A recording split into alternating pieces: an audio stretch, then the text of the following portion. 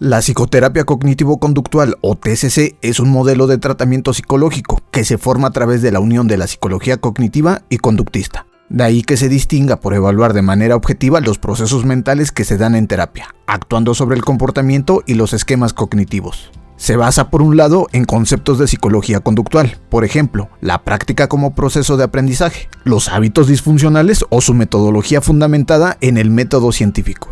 Por otra parte, la psicología cognitiva iniciada por Aaron Beck parte de darle relevancia a la razón frente a la emoción y a los procesos irracionales de pensamiento. Basada en el modelo ABC, los pensamientos tienen efectos adversos sobre las emociones y la conducta, por lo que su reestructuración puede mejorar el estado de la persona. La subjetividad de lo que pensamos condiciona nuestras reacciones emocionales y conductuales. Sostiene la visión de la persona como un científico guiado por el terapeuta hacia una meta concreta. Los pensamientos surgen del aprendizaje y de las experiencias, y por ello se pueden cambiar por otros más adaptativos, funcionales o directamente desaprenderlos.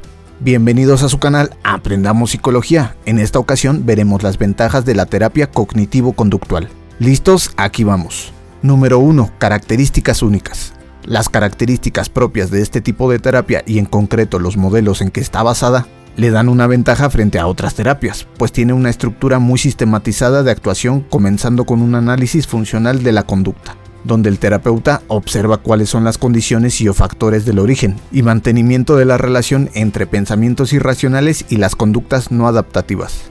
Se implica en la descripción, explicación y predicción del cambio, dando origen a metas concretas y ofreciendo un repertorio de técnicas que ayudan a reestructurar los esquemas mentales y a buscar soluciones a problemas, haciéndola una terapia práctica y direccionada.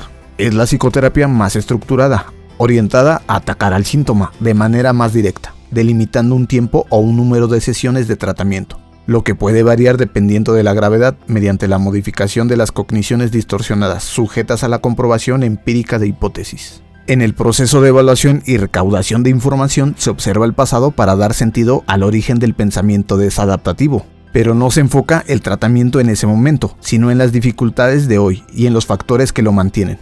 Número 2. Evidencia científica. Otra característica fundamental es el modelo que más se basa en la elección de objetivos o variables medibles por medio de criterios empíricos, usando diseños de investigación, entre los cuales incluyen estudios análogos, ensayos clínicos, estudios de casos, unidos a los avances en neurociencias como puede ser la neurología o la neuropsicología. Sin embargo, no significa que asegure el éxito, pero lo hace más probable, ya que el procedimiento está validado científicamente. Se valida así su eficacia en base a que la mejora significativa del paciente es causada por este tratamiento y no por otras variables como el efecto placebo. Número 3. Terapia eficaz para la mayoría de los trastornos. Actualmente, por el contexto histórico en el que vivimos, donde todo va tan acelerado, el estrés, la competitividad, la presión que ejerce la sociedad en nuestro estilo de vida, los problemas de depresión y ansiedad suelen ser los más comunes y recurrentes en los motivos de consulta. La TCC demuestra su eficacia frente a los tratamientos farmacológicos en este tipo de sintomatología, como por ejemplo frente a los antidepresivos, pues propicia una mejor relación coste-efectividad, evitando efectos secundarios y reduciendo las visitas al médico, aumentando el bienestar. Número 4. Tratamiento de primera elección. Es el tratamiento de primera elección para un gran número de trastornos mentales no psicóticos, sobre todo los referentes a los del estado de ánimo. En la depresión, la ansiedad generalizada, trastorno obsesivo-compulsivo, trastornos de alimentación, trastornos somáticos, trastorno de pánico, problemas conductuales en niños, fobia social, fobia específica o trastornos del sueño, ofreciendo eficacia a corto y largo plazo, junto con reducción de recaídas o recurrencias comparándolos con el placebo farmacológico o psicológico. Ofrece fácil acceso y menor índice de abandono que otras terapias. No supone riesgos definidos o contraindicaciones como los tratamientos farmacológicos o neuroquirúrgicos. Las técnicas que se usan suelen ser muy prácticas y guiadas por el terapeuta, siendo más sencillas y accesibles a la hora de comprender para mayor número de población. Se entrenan en terapia donde el psicólogo ofrece una psicoeducación a partir de la cual comienza a instruir en técnicas y habilidades, que a base de práctica el paciente podrá ir usando y perfeccionando en situaciones fuera de consulta en su día a día. La duración del tratamiento total es más corta frente a otras corrientes, pues los ejercicios o técnicas que se practican en terapia, unido a la dedicación del paciente, favorecen llegar a los objetivos preestablecidos más rápidamente. Número 5. Terapia activa y directiva. El estilo del terapeuta es activo y más directivo. El diálogo con el paciente está direccionado a objetivos prácticos. El trabajo se orienta a la enseñanza de ejercicios y habilidades que propicien aliviar el sufrimiento.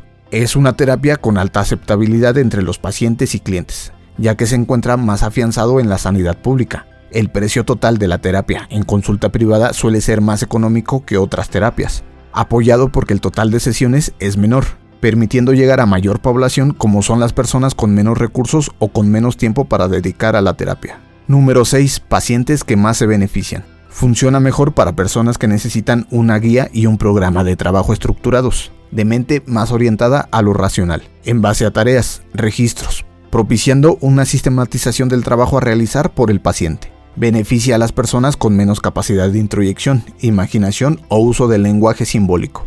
Veamos algunas desventajas. Número 1. Deja de lado otros aspectos del ser humano.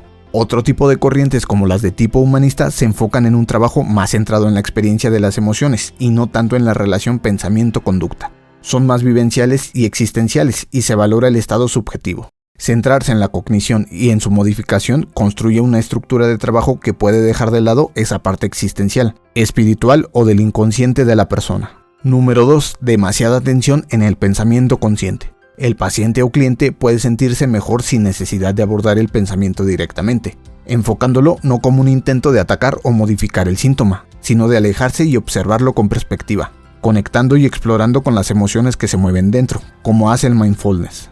La TCC no enfoca su trabajo en lo intuitivo, el inconsciente o en el pasado, que en ocasiones puede ser el origen de los síntomas, y es importante tener a mano otras técnicas para trabajarlo.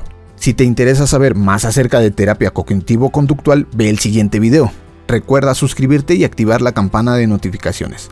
Por el momento, esto ha sido todo. Atentos al siguiente video. Hasta la próxima.